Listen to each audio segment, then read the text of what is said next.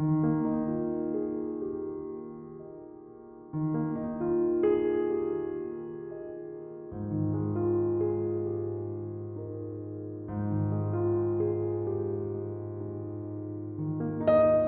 Everyone, good morning. কেমন আছেন সবাই? আশা করছি সবাই খুব ভালো আছেন, সুস্থ আছেন, আর আমরাও বেশ ভালো আছি।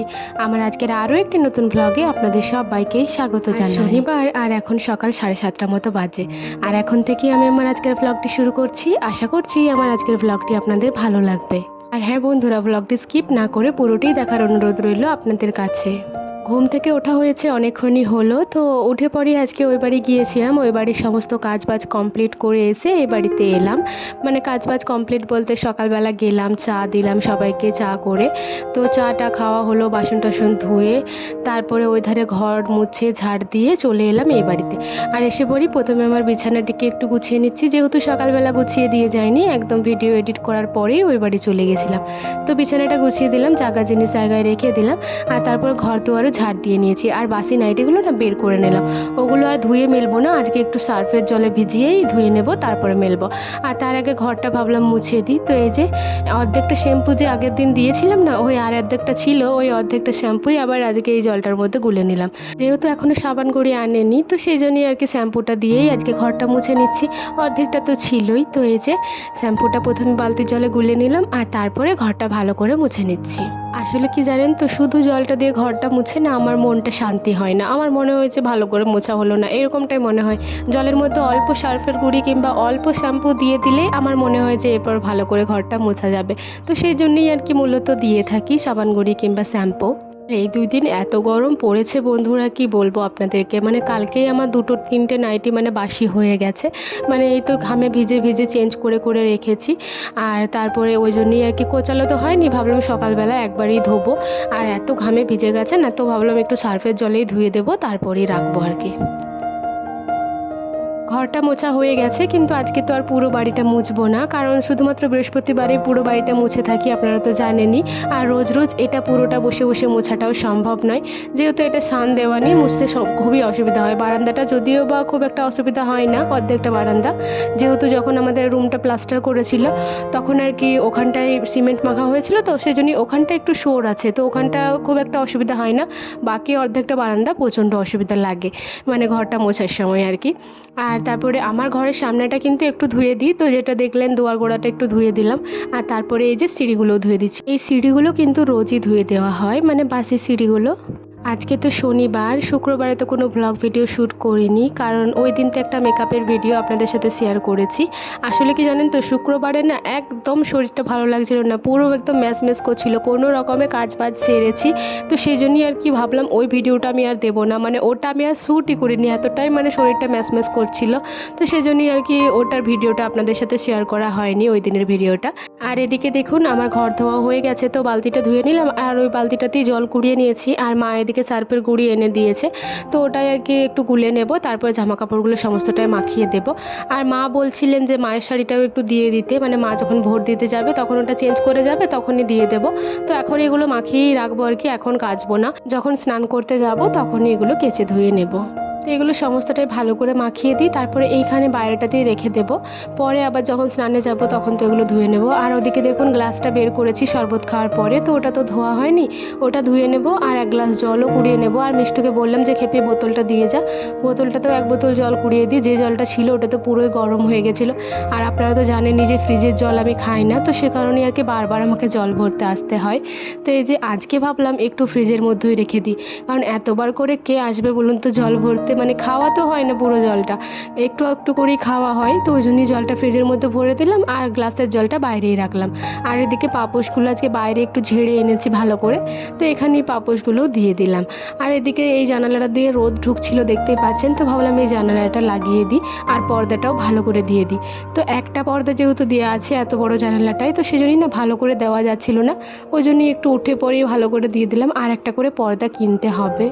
আর এখন তো খুব একটা দেরি হয়নি, 8টা বাজে, আর আমার সমস্ত কাজবাজ কমপ্লিট হয়ে গেছে, তো ভাবলাম একটু ডাস্টিং করে নিই। আসলে ভেবেইছিলাম যে ডাস্টিংটা করব, কিন্তু ভাবলাম যে আগে ঘর দুয়ার ঝাড় দিয়ে মুছে নিই, তারপরেই করব।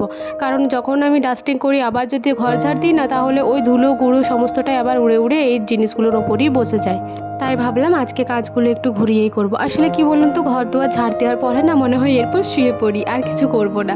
তো সেই জন্যই আর কি এই কাজগুলো ভুলেই যাই তখন। ওই জন্যই আগে থাকতে ডাস্টিংগুলো করে রাখি। কিন্তু আজকে মনে মনে করেই রেখেছিলাম, আর খুব একটা দেরি হয়নি, আপনাদেরকে তো বললামই। তো সেই জন্যই আর কি ভাবলাম কাজগুলো করেই নিই, তারপরে ওই বাড়ি যাব। তো এই যে জানালাটা প্রথমে ডাস্টিং করে নিলাম, আর তারপরে ফ্রিজের ওপরটাও একটু ভালো করে ক্লিন করে নিলাম। আর ফ্রিজের ওপরে যে গাছটা ছিল মানে বোতলটার মধ্যে, তো ওটা আর কি জানালার গোড়ায় নামিয়ে রাখলাম। গাছটা না আর বাঁচবে না মনে হচ্ছে। আসলে ফ্রিজের ওপরটাতেই নামানো থাকে, তো সেরকমভাবে তো ফ্রিজের ওপরে রোদ বারে পাওয়া যায় না। তো কি করে জানি না, গাছটা মানে একদমই গ্রোথ হচ্ছে না গাছটার। তো যখন কর্ণাটকে থাকতাম তখনই ওই গাছটা আর কি সুব্রত এনেছিল, অনেক বড় হয়েছিল জানেন। তো ওটাই আর কি নিয়ে এসেছিলাম, আর সুব্রত আবার 2 ভাগ করে, একটা ভাগ বাইরে লাগিয়েছে আর একটা ভাগ এই বোতলটার মধ্যে রেখেছিলাম। তো গাছটা আর হবে না মনে হচ্ছে, যেহেতু 3-4 দিন ধরে এসেছিলাম তো ট্রেনের মতো। তো সে কারণে তখন তো আর জল টল দেওয়া হয়নি, ওই ব্যাগের মধ্যেই আনা হয়েছিল। তো সে কারণেই না গাছটা তখন থেকেই নেতিয়ে গেছে। তো ওটা আর বাঁচানো যাবে না মনে হচ্ছে, জয়দিন রাখা যায় রেখে দিই, তারপরে যখন নষ্ট হয়ে যাবে তখন আর কি করব। তো তারপর না আয়নাটাও একটু ক্লিন করে নিলাম ফ্রিজটা ক্লিন করার পর। আর এই যে দরজা গোড়াটার নিচের সাইডটা একটু বেশি নোংরা হয়েছে, তো ভাবলাম দরজাটা একটু ভালো করে ক্লিন করি আজকে। তো এই যে ওপর পোর্শনটা ভালো করে ক্লিন করে নিলাম, আর তারপরে নিচের দিকটাও ভালো করে মুছে নিচ্ছি। আর কলিংটা দিয়ে মুছলে না জানালা দরজা সমস্তটাই না খুব সুন্দর চকচক করে। আর শুধু মুছলে কিংবা জল দিয়ে মুছলে না একদমই ভালো মোছা যায় না। আর জল দিয়ে মুছলে তো একদম ছোপ ছোপ দাগ পড়ে যায়, কিন্তু কলিংটা দিয়ে মুছলে একদম চকচক চকচক করে, খুব একটা দাগও পড়ে না, আর খুবই সুন্দর নোংরাগুলোও উঠে যায়। দরজার ফ্রন্ট সাইডটা একটু বেশি নোংরা হয়, এই ব্যাক সাইডটা খুব একটা নোংরা হয় না, তবুও ব্যাক সাইডটা একটু মুছে দিলাম। আর এই যে এখানে যে চুম্বকটা লাগানো আছে ওটাও একটু ভালো করে মুছে দিলাম। আসলে ধুলো গুঁড়ো এটাই আর কি একটু বসে যাচ্ছে, তাছাড়া সেভাবে তো কালি টালি নেই এখানে। গ্রাম সাইডে এরকম কালি টালি কিছু থাকে না, আর আমাদের ঘরেতে দেখেছেনই তো কত কালি, মানে মুছতে মুছতে হয়রান হয়ে যাবেন, এতটাই কালি বসে। এদিকে কিন্তু এতটাও নয়। আর তারপরে ভাবলাম খাটের সাইডটাও একটু ভালো করে মুছে নিই। খাটটা তো সেরকমভাবে মোছা হয় না, রোজ রোজ আর কত মুছবো বলুন তো, কিন্তু মাঝে মাঝে মুছে থাকি। যখন দেখি যে নোংরাগুলো বোঝা যাচ্ছে তখনই অবশ্যই মুছে থাকি, নয়তো আমার মানে চোখটা ওই দিকেই পড়ে থাকে যে ওদিকে কত নোংরা রয়েছে নোংরা রয়েছে, এরকমটাই মনে হয়। তো এই যে ভালো করে ক্লিন করে নিচ্ছি খাটটাও। জানেন তো বন্ধুরা, বিয়ের আগে না আমার এই অভ্যাসটা ছিল না, মানে তখন আর কি ঘর দুয়ার গুছিয়ে রাখতাম, কিন্তু এই যে ধুলো ময়লা এতটা আমার চোখে পড়তো না। কিন্তু বিয়ের পর যখন আমি কর্ণাটকে ছিলাম আর কি সুব্রতর সাথে, তখন মানে আমাকে তো কিছুই করতে হতো না, শুধুমাত্র একবেলা খাবার করতে হতো, আর 2 বেলা তো সুব্রতই নিয়ে আসতো। তো এতটাই বোরিং হতাম আমি, তো মানে ওই যেটুকু রুমটা ছিল আমার, ওইটুকু রুমই আমি দিনরাত শুধুমাত্র মুছতাম আর ধুলো ঝাড়তাম আর করতাম, এইসবই করতাম। তো ওই করে করে না আমার এই অভ্যাসটা এমনই হয়ে গেছে যে এখন অল্প ধুলো হলেই শুধুমাত্র চোখে পড়ে যায়। তো এই যে দেখুন গাছের জলটাও চেঞ্জ করে আবার ওই জানালা গোড়াতেই একটু নামিয়ে রাখলাম, একটু রোদ নেওয়া হোক, তারপর আবার ফ্রিজের উপরে তুলে রাখবো। আর এদিকে দেখুন মুড়ি খাওয়া হয়ে গেছে, আজকে মুড়ি খাবারে আলু সিদ্ধ বানিয়েছিলাম। তো সেটা আর আপনাদের সাথে শেয়ার করা হলো না, ওই বাড়িতেই খাওয়া দাওয়া করে চলে এলাম। আর আজকে অনেকগুলোই বাসন রয়েছে, তাই না, আসলে আলু সিদ্ধ মেখেছি আর মেখেছি, ওগুলো সমস্তটাই বের করা হয়েছে, তো সেজন্যই আর কি আজকে অনেকগুলোই বাসন। তো সমস্তটাই একটু ভালো করে ধুয়ে নিচ্ছি। আর এখানে কাকিমা ভোর দিয়ে চলে এসছে, তো কাকিমাকে তাই বললাম যে একটু বসুন, আমি ধুয়ে নিই তারপরে স্নান করবেন। তো কাকিমা বলছে ঠিক আছে না বসছি, আবার তারপরে বলছে যে না না বসবো কি, খেয়ে চলে আসি বুঝলে, খুবই খিদে পেয়ে গেছে। তো আমি বললাম ঠিক আছে তাহলে খাওয়া দাওয়া করেই চলে আসুন।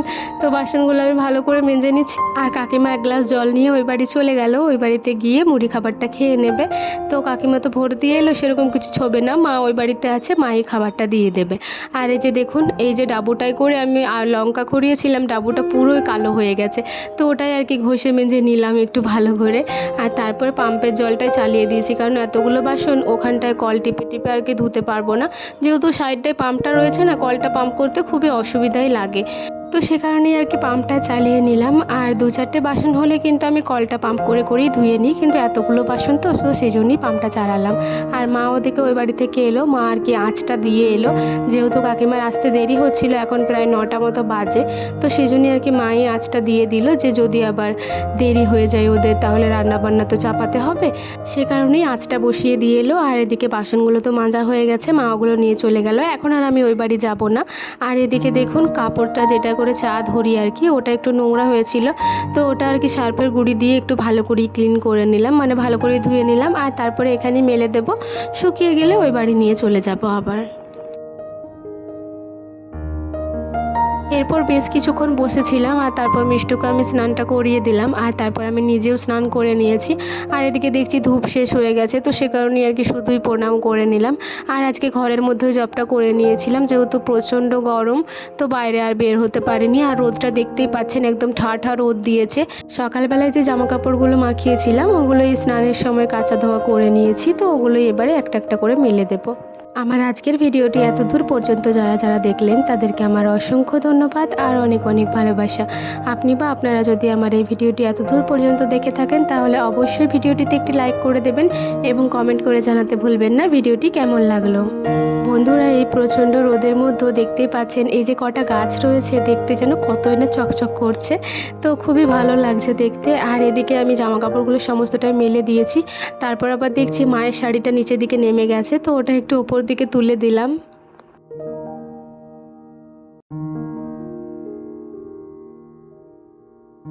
এই মুহূর্তে বিকাল হয়ে গেছে আর অনেকটা সময় পার করে ফেলেছি। দুপুরবেলা অনেকক্ষণ বেশ শুয়েই ছিলাম, প্রচণ্ড গরম করছিল, একদমই ঘুমাতে পারিনি। তো ওই স্নানের পরেই একটু ঘুমিয়েছিলাম, ভাত খাওয়ার পরে তো একদমই ঘুমাতে পারিনি, প্রচণ্ড পরিমাণে গরম করছিল। নাইটিটা পরেছিলাম, ওটাও মনে হচ্ছে এতটাই গরম হয়ে গেছে যে গায়ে দিয়ে থাকা যাচ্ছে না, এমনটাই লাগছিল। আর ফ্যানের হাওয়াটার কারণেই আর কি এতটা গরম লাগছিল, কিন্তু কি আর করবো, ফ্যানটা না চালালেও এক মুহূর্তও থাকতে পারছি না। তো ভাবলাম অনেকদিন তো হলো আপনাদের সাথে রেডি হওয়াটা শেয়ার করা হয় না। তো এই যে চুল টুল আঁচড়ে নিয়েছি প্রথমেই, আপনারা তো জানেন ঝাড় দেওয়ার আগে চুল আঁচড়ে নিই। আর তারপরে মুখের মধ্যে যে ক্রিম লাগাই ওগুলো লাগিয়ে নিলাম আর সিঁদুরটাও একটু কপালে ঠেকিয়ে নিলাম। আর এই যে জামা কাপড়গুলো মেলেছিলাম ওগুলো সমস্তটাই শুকিয়ে গেছে, মা ওগুলো তুলে রেখেছিলেন। তো আমি তো তখন শুয়েছিলাম, তো মা যখনই শুকিয়ে যায় জামা কাপড়গুলো তুলে দেয়, আপনাদেরকে তো বলেছি। তো সেগুলোই এবার বিকেলবেলা একটা একটা করে ভাঁজ করে নেব।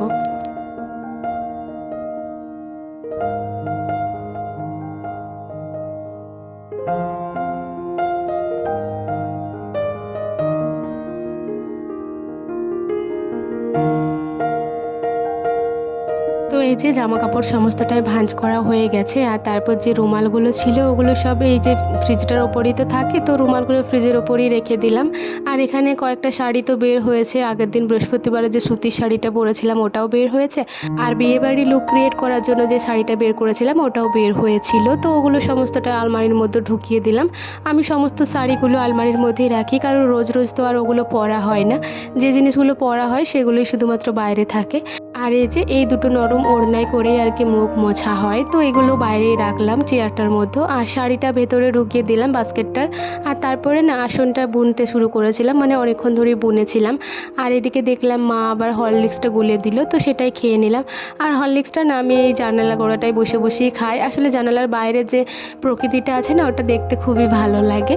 আর কয়েকটা পিঁপুড়ি পড়ে গেছিলো জানেন, মনে হয় হরলিক্সের ভেতরে পিঁপুড়ি ঢুকে গেছে কোনো রকমে, তো সেটাই একটু বেছে ফেলে দিলাম। আর তারপরে হাতটা ধুয়ে নিলাম ভালো করে।